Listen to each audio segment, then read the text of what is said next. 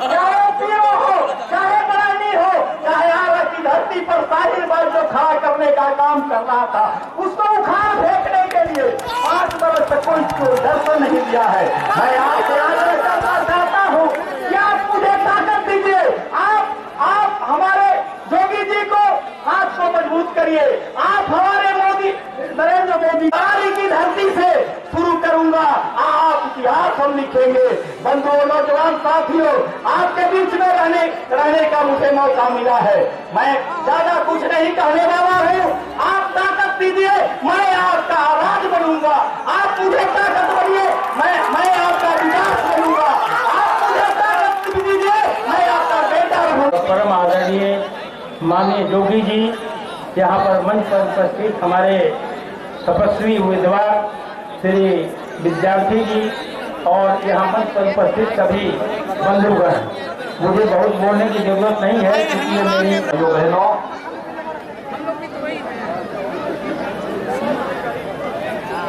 वैश्विक महामारी कोरोना के खिलाफ देश की लड़ाई मजबूती के साथ प्रधानमंत्री मोदी जी के नेतृत्व में आगे बढ़ रही है। प्रधानमंत्री मोदी जी ने देश के नाम अपना एक संदेश दिया है ना, भोजपुरी में और ये संदेश बहुत महत्वपूर्ण है। उन्होंने एक बात कही है, जब तक दवाई नहीं तब तक ढिलाई नहीं।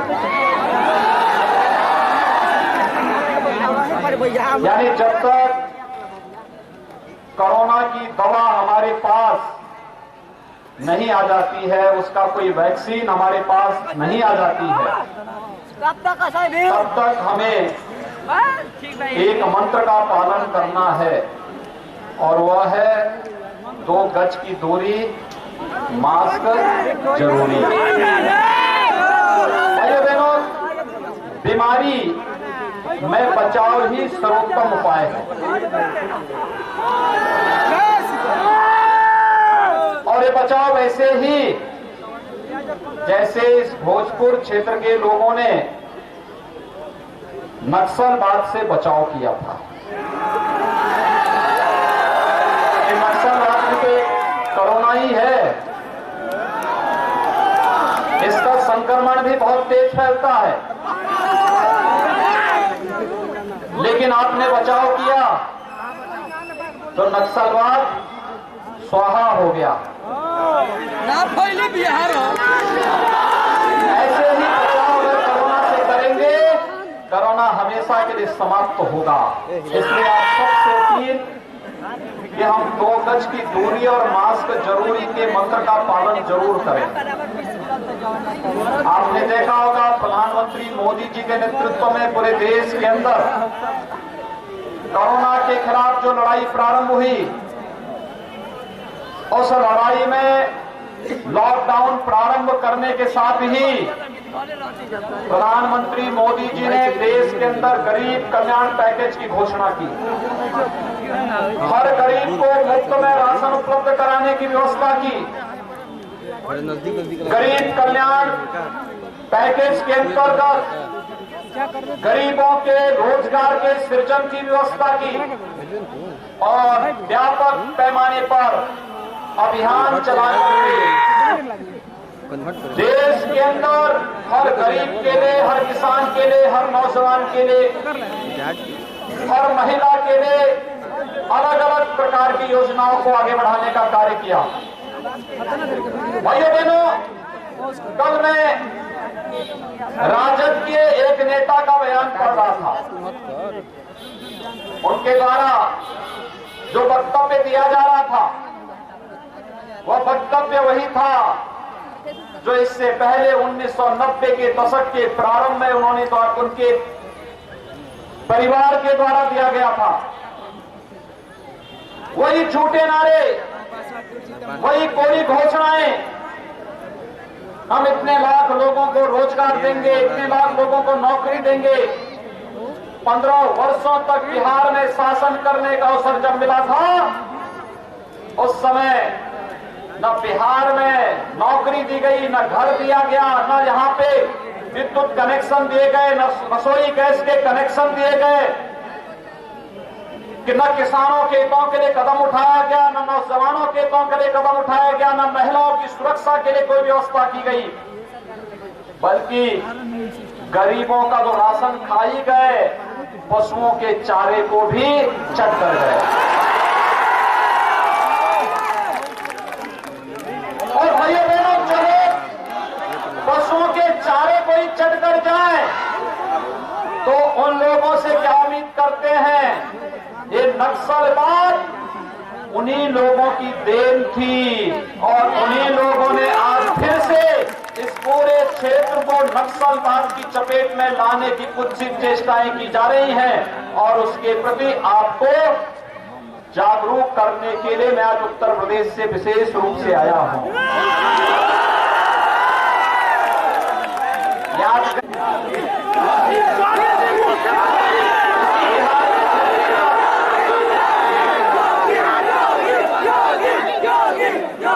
बिहार की धरती पर एक ऋषि ने चिंतन किया था और उस कालखंड के सबसे बड़े आतंक का सफाया करने का जो चिंतन किया था, गादी तनय मर चिंता व्यापी हर बिनु मरहि न निश्चर पापी। बिहार की धरती पर महर्षि विश्वामित्र ने यह संकल्प लिया था और तब अयोध्या के दो राजकुमार भगवान राम और भगवान कृष्ण, भगवान राम और उनके अनुज लक्ष्मण के रूप में आए थे।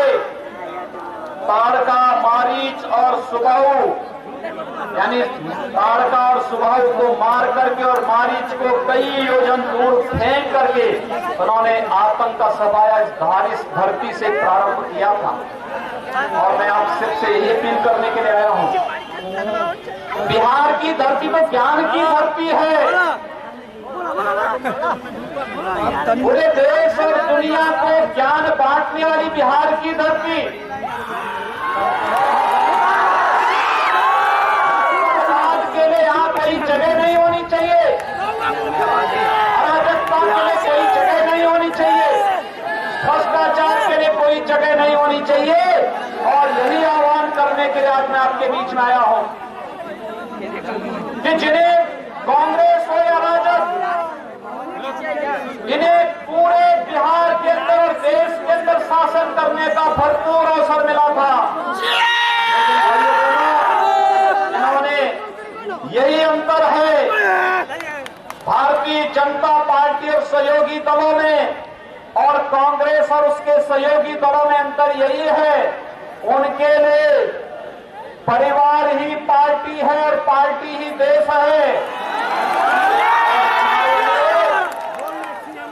जब देश ही परिवार है, तेरा वैभव अमर रहे मां, हम दिन चार रहे न रहे, यह संकल्प भारतीय जनता पार्टी और सहयोगी दलों का है।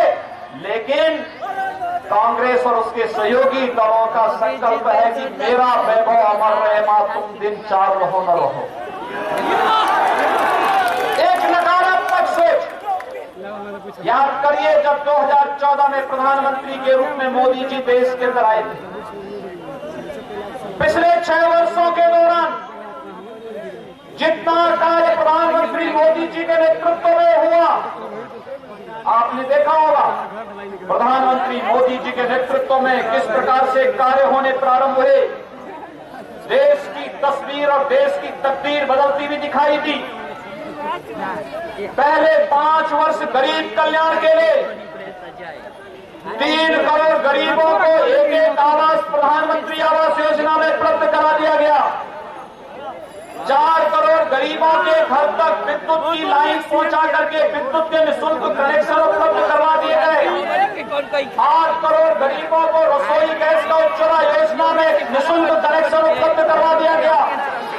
12 करोड़ किसानों को प्रधानमंत्री किसान सम्मान निधि का लाभ दे दिया गया। 35 और 50 करोड़ किसानों की 50 करोड़ नागरिकों को आयुष्मान भारत में 5 लाख रुपए की स्वास्थ्य बीमा का कवर दे दिया गया। प्रधानमंत्री मोदी जी के नेतृत्व में मात्र 5 वर्ष में इतना बड़ा कार्य। और प्रधानमंत्री मोदी जी ने कहा 5 वर्ष गरीबों के लिए और अगले 5 वर्ष भारत को वैश्विक मानचित्र पर पहुंचाने के लिए, वैश्विक उत्थान के लिए भारत के होंगे। और इस कार्यक्रम का शुभारंभ होता है कश्मीर से। कश्मीर से धारा 370 समाप्त कर दी गई। तब से भारतीय जनता पार्टी का कार्यकर्ता एक ही नारा लगाता था, एक देश में 2 प्रधान, 2 नेता और 2 विधान नहीं चलेंगे, नहीं चलेंगे। नारा भारतीय जनता पार्टी का, भारत के प्रत्येक नागरिक का होता था। लेकिन उस समाज को साकार करने का कार्य किया तो प्रधानमंत्री मोदी जी ने और गृह मंत्री अमित शाह जी ने। आज कश्मीर में धारा 370 समाप्त। अगर भोजपुर का भी कोई नौजवान कश्मीर के अंदर जमीन और मकान खरीदना चाहता है तो जाकर के वहां जाकर के बस सकता है। कांग्रेस ने बैन किया था कि कश्मीर में कोई बिहार का व्यक्ति मकान नहीं ले सकता, जमीन नहीं ले सकता। मोदी जी ने अपने लाइसेंस दे दिया, कोई भी भारतवासी कहीं भी जाकर के बस सकता है।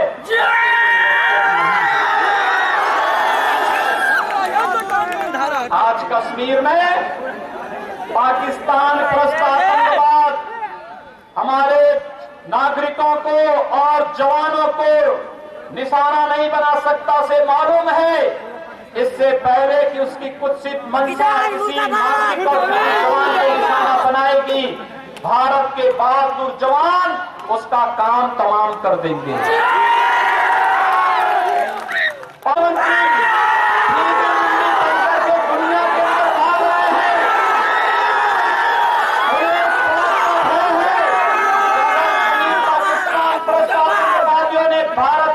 कहीं कोई जरूरत की तो फिर भारत के बहादुर जवान पाकिस्तान के अंदर घुस करके एक नया सर्जिकल स्ट्राइक, ये है भारत का शौर्य, ये है भारत का पराक्रम। ये कार्य कौन कर रहा है? ये प्रधानमंत्री मोदी जी के नेतृत्व में आज का नया भारत कर रहा है, जिसे प्रधानमंत्री मोदी जी एक भारत श्रेष्ठ भारत।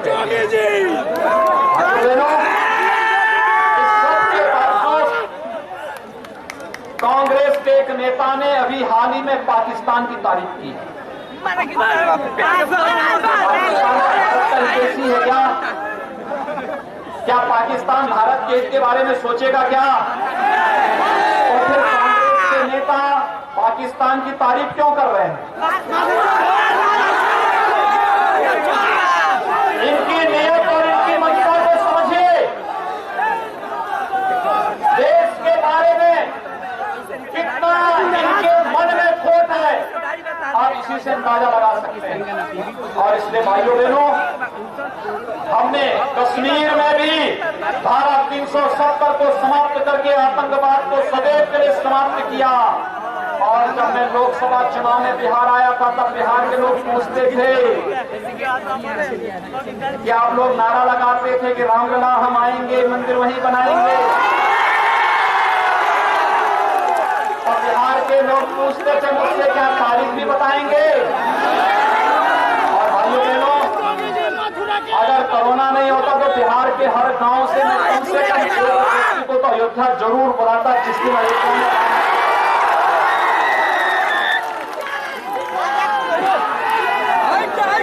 बिहार का मतलब माता सीता का मायका।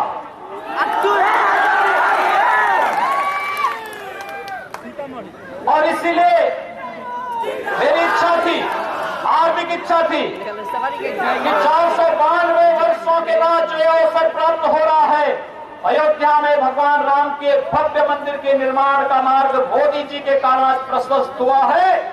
जब प्रधानमंत्री मोदी जी इस कार्यक्रम का शुभारंभ करेंगे तब देश और दुनिया यहां पर मौजूद रहे, लेकिन इस कोरोना वायरस के कारण कार्यक्रम बहुत संक्षिप्त करना पड़ा था।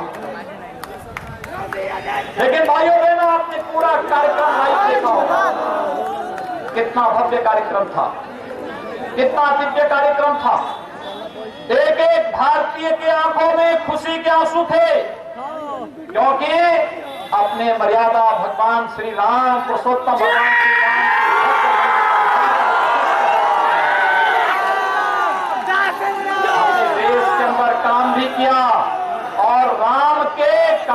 को भी जनता से किए गए वायदे के अनुरूप पूरा करने का कार्य भी किया। और इसलिए भाइयों बहनों, आज हम सब आपके बीच आए हैं। क्या अयोध्या में भगवान राम के मंदिर का निर्माण कांग्रेस और राजद के लोग करते क्या? करते हैं इनसे। जब उम्मीद ही नहीं है तो फिर इनसे किसी प्रकार की कोई उम्मीद करना भी मुझे लगता है कि अपने दिमाग को अनावश्यक खर्च करना है, समय की बर्बादी है। इन लोगों ने न किया है न करेंगे। इनके लिए देखिए, रघुवंश बाबू ने अपने अंतिम समय में एक बात कही लालू जी को, और उन्होंने कहा कि लालू जी, आपके यहाँ के पोस्टर में 4 के अलावा 5वें का नाम क्यों नहीं है? 4 ही हैं, लालू जी की फोटो, राबड़ी देवी जी का फोटो और उनके 2 सपूतों का फोटो। 5वें का तो नहीं है ना, आएगा भी नहीं। गलतफहमी लोगों को छोड़ देनी चाहिए, क्योंकि उनके लिए परिवार ही पार्टी है, परिवार ही देश है। और ये विरासत वहीं से नहीं आ रही है, ये विरासत तो कांग्रेस से उन्हें प्राप्त हो गई। जैसे कांग्रेस में ऐसे ही यहां भी। और इसलिए भाइयों बहनों, केवल भारतीय जनता पार्टी और जदयू के सहयोगी दलों के प्रत्याशी ही बिहार के अंदर जीतने चाहिए।